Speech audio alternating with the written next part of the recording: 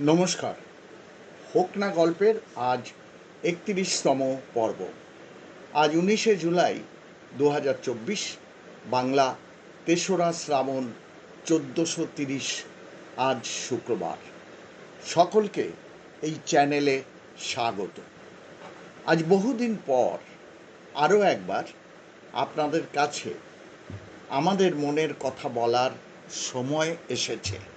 সর্বদা মনে হয়, কেন এই চ্যানেল, গল্প কেন শোনাবো? গল্পের প্রতি মানুষের স্বাভাবিক অনুরক্ত আছে, সে কথা আগেও বলেছি। আমরা কেন চ্যানেলে গল্প বলি তার প্রধান কারণ, আজকের কর্মব্যস্ত জীবনে বই খুলে পড়ার সময় মানুষের কাছে কমে এসেছে, সেই অবসর নেই।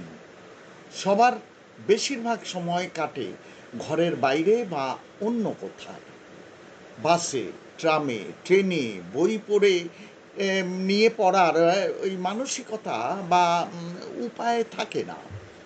যা থাকে তা হচ্ছে হাতে মোবাইল। সেই যন্ত্রে সারা বিশ্বকে দেখা আর শোনার ঝোঁক গেছে বেড়ে। তাই যারা গল্প পড়তে চান অথচ পারেন না, তাদের গল্প শোনাতে গেলে এই মাধ্যমই সর্বোৎকৃষ্ট। এই উদ্দেশ্যেই এই চ্যানেলের অবতারণা। আশা করি আপনাদের বোঝাতে পারলাম। আজ আপনাদের শোনাব স্বনামধন্য সাংস্কৃতিক ব্যক্তিত্ব শ্রী সত্যজিৎ রায়ের লেখা গল্প তারিণী, খুড়ো ও বেতাল। এটা আনন্দ পাবলিশার্স থেকে প্রকাশিত হয়েছে। সেরা সত্যজিৎ কাব্যগ্রন্থ থেকে এই গল্পটি নেওয়া হয়েছে। লেখক সম্বন্ধে কিছু বলার বিশেষ প্রয়োজন নেই, কারণ সবাই জানেন এবং ইতিমধ্যে নতুন প্রজন্মও জেনে গেছেন সত্যজিৎ রায় কি এবং কেমন। ঢুকে পড়ি তাই সোজা গল্পে। এই গল্পটি আমরা আজ দুটি পর্বে ভাগ করেছি। আজ প্রথম পর্ব, গল্প পাঠে বিমান সাহা। শুরু করি গল্প। আমাদের আজকের গল্প তারিণী, খুড়ো ও বেতাল। শ্রাবণ মাস, দিনটা ঘোলাটে। সকাল থেকে টিপ টিপ করে বৃষ্টি পড়ছে। তারই মধ্যে সন্ধ্যের দিকে তারিণী, খুড়ো এসে হাজির। হাতের ভিজে জাপানিজ ছাতাটা সারাত করে বন্ধ করে দরজার পাশটায় দাঁড় করিয়ে রেখে তক্তপোষে তার জায়গাটায় বসে তাকিয়াটা টেনে নিয়ে খুড়ো বললেন, কই, আর সবাইকে ডাক, আর নিকুঞ্জকে বল নতুন করে জল ফুটিয়ে 1 কাপ চা করতে। লোডশেডিং, তাই বসবার ঘরে 2টো মোমবাতি জ্বলছে। তাতে থমথমে ভাবটা তো কমেইনি, বরং বেড়েছে। নিকুঞ্জই জল চাপিয়ে পাড়ার এবাড়ি ও বাড়ি থেকে ন্যাপলা, ভুলু, চটপটি আর সুনন্দকে ডেকে আনলো।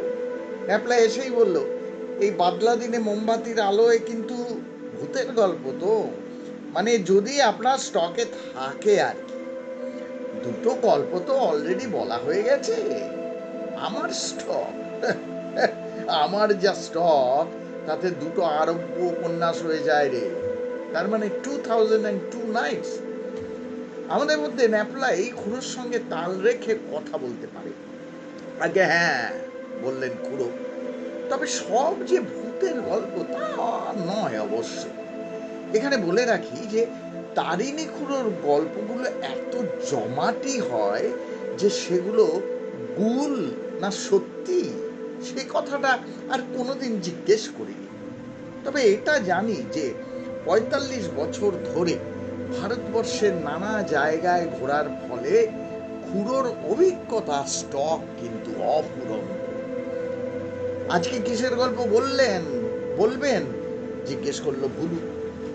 আজকেরটা ভূতেরও বলতে পারিস, আবার কঙ্কালেরও বলতে পারিস। কঙ্কাল আর ভূত যে এক জিনিস সেটা তো জানতাম না, বলল ন্যাপলা। তুই আর কি জানিস রে ছোকরা, এক জিনিস না হলেও এক এক সময় এক হয়ে যায়। অন্তত আমি যে ঘটনার কথা বলতে যাচ্ছি তাতে তাই হয়েছিল। শোনার যদি সাহস থাকে তো তোদের বলতে পারি। আমরা 5 জন একসঙ্গে পরপর 3 বার আছে আছে আছে বলার পর খুড়ো শুরু করলেন।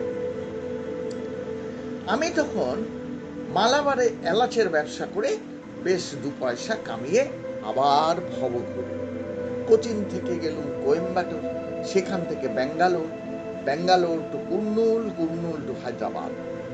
ফার্স্ট ক্লাস ছাড়া ট্রেনে চড়ি না, ভালো হোটেলে থাকি আর শহরে ঘোরার ইচ্ছে হলে ট্যাক্সি ডাকি। হায়দ্রাবাদে যাওয়ার ইচ্ছে ছিল ওই সালারজাং মিউজিয়ামটা দেখার জন্য। স্রেফ একজন লোকের সংগ্রহ থেকে একটা পুরো মিউজিয়াম হয়ে যায়, সেটা না দেখলে কিন্তু বিশ্বাস করা যায় না। মিউজিয়াম দেখে গোলকন্ডায় একটা ট্রিপ মেরে আবার বেরিয়ে পড়বো ভাবছি, এমন সময় লোকাল কাগজে একটা বিজ্ঞাপন দেখে মনটা চনমন করে উঠল। হায়দ্রাবাদেরই আর্টিস্ট ধনরাজ মার্তণ্ড একজন মডেল চাইছেন পৌরাণিক ছবি আঁকার জন্য। তোরা রবি বর্মার নাম শুনেছিস কিনা জানি না। রাজা রবি বর্মা ট্রাভাঙ্কোরের এক রাজবংশের ছেলে ছিলেন।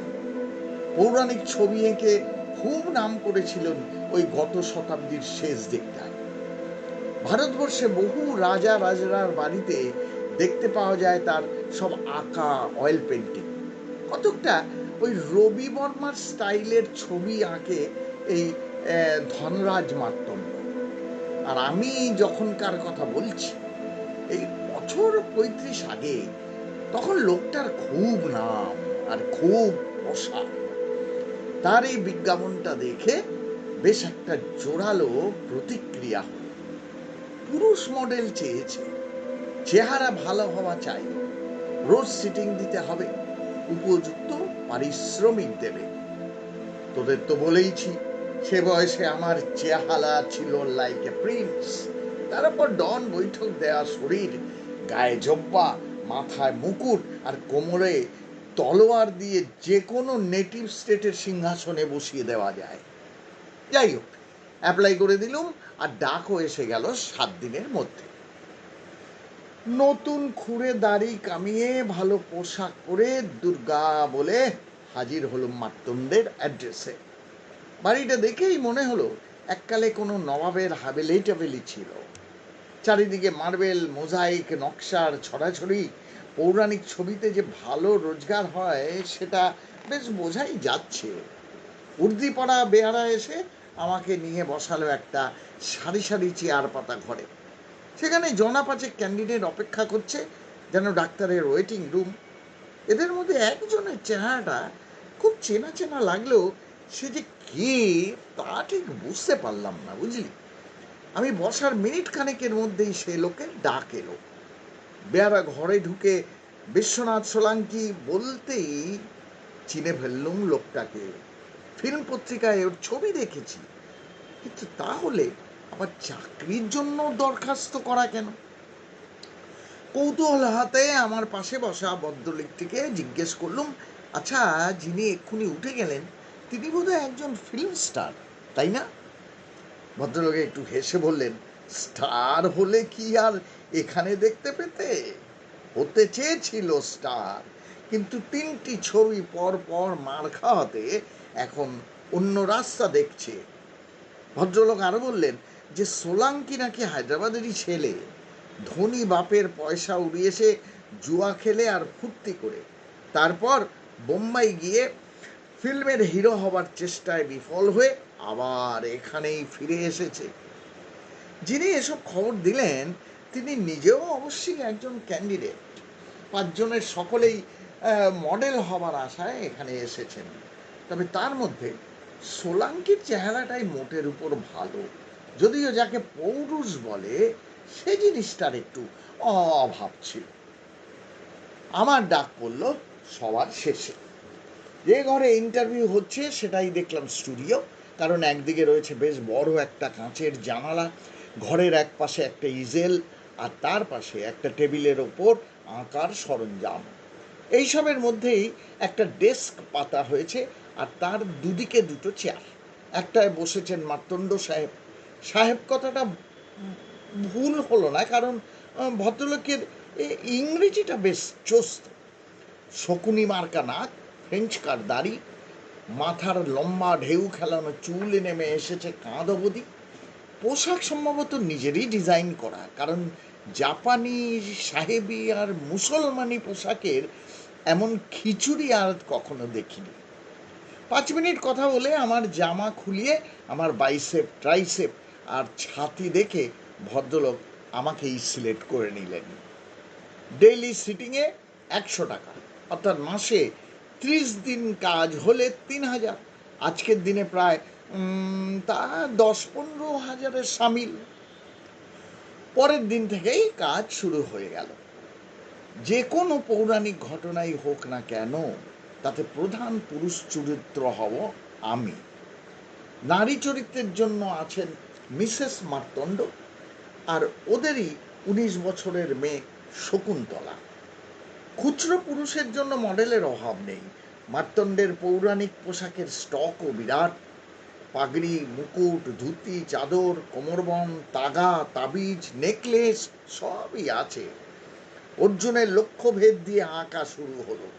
তার জন্য একটি জবরদস্ত ধনুকও তৈরি করিয়ে রেখেছেন আর্টিস্ট মশাই। হুসেন সাগর লেক থেকে 5 মিনিটের হাঁটা পথে 150 টাকা ভাড়ার 2টি ঘর নিয়ে নিলাম আমি। বাড়িওয়ালা মোতালেব হোসেন অতি সজ্জন ব্যক্তি। বাঙালিদের সম্বন্ধে খুব উঁচু ধারণা। রোজ সকালে আন্ডা টোস্ট খেয়ে বেরিয়ে পড়ি। 9টা থেকে 1টা পর্যন্ত সিটিং, তার মধ্যে চা পানের জন্য 10 মিনিটের বিরতি থাকে 11টায়। কাজের পর বাকি দিনটা ফ্রি থাকে। হায়দ্রাবাদের শহর ঘুরে দেখি, সন্ধ্যেবেলা লেকের ধারে একটু বেরিয়ে 10টার মধ্যে গিয়ে ঘুমিয়ে পড়ি। এছাড়া আরেকটা কাজ আছে, সেটা হলো পুরাণের গল্প পড়ে মার্তণ্ডের জন্য সুটেবল সাবজেক্ট খুঁজে রাখা। মার্তণ্ড কিন্তু রামায়ণ মহাভারতটা পড়েছেন, তাও তেমন খুঁটিয়ে নয়, তাই তার বিষয়গুলো একটু মামুলি হয়ে পড়ে। আমি মার্তণ্ডকে বলেছিলাম যে রাজা বিক্রমাদিত্যের কিছু ঘটনা যেগুলো ওর মনে ধরেছিল। আমি জানতুম বিক্রমাদিত্যের পক্ষে আমার চেহারা খুবই জুৎসই, কিন্তু কাজের বেলা গন্ডগোলটা কোথায় হলো আর কিভাবে হলো এখন সেটাই বলি। 4 মাস একটানা সিটিং দিয়ে 8টা ছবি হয়ে গেছে। এমন সময় একদিন সন্ধেবেলা লেকের ধারে বেরিয়ে বাড়ি ফিরছি। একটা পুরনো মসজিদের পাশ দিয়ে রাস্তা, জায়গাটা একটু নিরিবিলি। মসজিদের উল্টো দিকে একটা তেঁতুল গাছের নিচে পৌঁছেছি। এমন সময় পেছন থেকে মাথায় একটা বাড়ি খেয়ে চোখে ফুল ঝরে দেখলুম। জ্ঞান হলে পর দেখি হাসপাতালের বিছানায় শুয়ে আছি, মাথায় আর বাঁ হাতে বেদম পেন। রাস্তায় অজ্ঞান হয়ে পড়ে থাকতে দেখে এক সহৃদয় ব্যক্তি তার গাড়িতে তুলে সোজা হাসপাতালে নিয়ে এসেছেন। হাতের ব্যথাটা আর কিছুই না, যখন পড়েছি তখন রাস্তায় একখণ্ড পাথর লেগে কনুইটা ফ্র্যাকচার হয়েছে। এখানে বলে রাখি যে অজ্ঞান অবস্থায় আমার বেশ কিছু লোকসান হয়ে গেছে। আমার ওয়ালেটে ছিল 150 টাকা, সেটি গেছে। আর আমার 700 টাকা দামের স্বাদের ওমেগা ঘড়িটা। পুলিশে খবর দিয়ে কোনো ফল হয়নি, কারণ এ ধরনের অঘটন রাস্তাঘাটে নাকি প্রায়ই ঘটে। হাত প্লাস্টার করে বিছানায় পড়ে থাকতে হলো 3 হপ্তাহ। জখম হবার 4-5 দিনের মধ্যেই আমি মার্তণ্ডকে একটা পোস্টকার্ড ছেড়ে দিলাম আমার অবস্থা জানিয়ে। 3 দিনের মধ্যেই তার উত্তর এসে যায়। দুঃসংবাদ। মার্তণ্ড লিখেছেন বিক্রমাদিত্য সিরিজের জন্য অর্ডার পেয়ে গেছেন এবং অমুক তারিখের মধ্যে 6খানা ছবি দিতে হবে, তাই তিনি অন্য মডেল নিতে বাধ্য হয়েছেন। আমার মতো কোয়ালিফিকেশন নাকি তার নেই, কিন্তু নিরুপায়।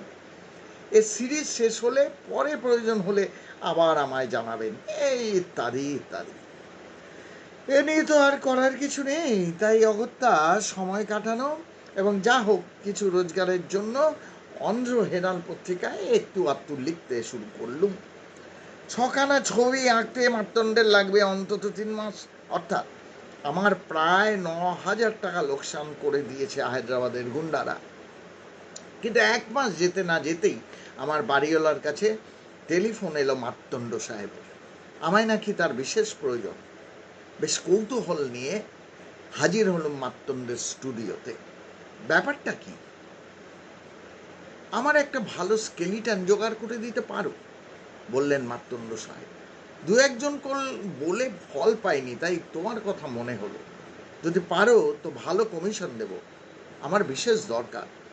জিজ্ঞেস করলুম, স্কেলিটনের প্রয়োজন হচ্ছে কেন? মার্তণ্ড বললেন, বেতাল পঞ্চবিংশতির ছবি আঁকবেন। বিক্রমাদিত্যর কাঁধে বেতাল হবে ছবির সাবজেক্ট। বেতালের গল্প আজকালকার ছেলেমেয়েরা পড়ে কিনা জানি না, আমরা এককালে খুব উপভোগ করতুম। এক সন্ন্যাসী বিক্রমাদিত্যকে আদেশ করেছে, 2 ক্রোশ দূরে শ্মশানে শিরীষ গাছে একটা মরা ঝুলছে, সেইটে তুমি আমার কাছে এনে দাও। বিক্রমাদিত্য শ্মশানে গিয়ে ঝুলন্ত মরার গলার দড়ি তলোয়ারের এক কোপে কেটে ফেলতেই মরা মাটিতে পড়ে খিলখিল করে হেসে উঠল। ছেলেবেলায় জিন্দা লাশ বলে একটা হিন্দি ফিল্ম দেখেছিলুম। এও হলো জিন্দা লাশ, এমন লাশ যার মধ্যে ভূত বাসা বেঁধেছে। এই ভূতে পাওয়া মরাকেই বলে বেতাল। বিক্রমাদিত্য বেতালকে কাঁধে নিয়ে সন্ন্যাসীর কাছে চলেছেন, আর বেতাল তাকে হেয়ালি গল্প বলছে। রাজা যদি হেয়ালির ঠিক উত্তর দেন, তাহলে মরা আবার তার কাঁধ থেকে শিরীষ গাছে ফিরে যাবে, আর যদি ভুল উত্তর দেন, তাহলে রাজা বুক ফেটে মরে যাবেন। যাই হোক, এই মার্তণ্ডকে বললুম, কিন্তু সাহেব, বেতাল তো কঙ্কাল নয়, সে তো সব দেহ। মার্তণ্ড বললেন, স্কেলিটন পেলে আমি ছবিতে তার গায়ে চামড়া বসিয়ে দিতে পারবো, কিন্তু স্কেলিটন আমার চাই। আমি বললুম, তোমার মডেল কঙ্কালকে কাঁধে নিয়ে রাজি হবে তো নিতে? হবে বই কি, আমি তার সঙ্গে কথা বলেছি। সে বলে তার কোনো ভয় ডর নেই। এখন তুমি বলো, তুমি জোগাড় করে দিতে পারবে কি না? বললুম, I shall try my best, তবে এ কিন্তু অল্প খরচে হবে না, আর কাজ হয়ে গেলে সে কঙ্কাল ফেরত দিতে হতে পারে। মার্তণ্ড আমার হাতে 2000 টাকা দিয়ে বললেন, এই হলো কঙ্কালের 7 দিনের ভাড়া, এটা দাম নয়, আর তোমায় আমি দেব 200। এখানেই শেষ হলো গল্পের প্রথম পর্ব। শুনতে থাকুন হোক না গল্প। আমরা দ্বিতীয় পর্ব নিয়ে ফিরবো আবার 26শে জুলাই 2024 রাত ঠিক 9:30টায়। শুনতে থাকুন হোক না গল্প প্রতি শুক্রবারে। চ্যানেলে সাবস্ক্রাইব করতে ভুলবেন না। ভালো লাগলে লাইক করবেন, কিন্তু কমেন্ট বক্সে অবশ্যই লিখুন আপনার ভালো বা মন্দ মন্তব্য। নমস্কার, ভালো থাকবেন, শুভ রাত্রি।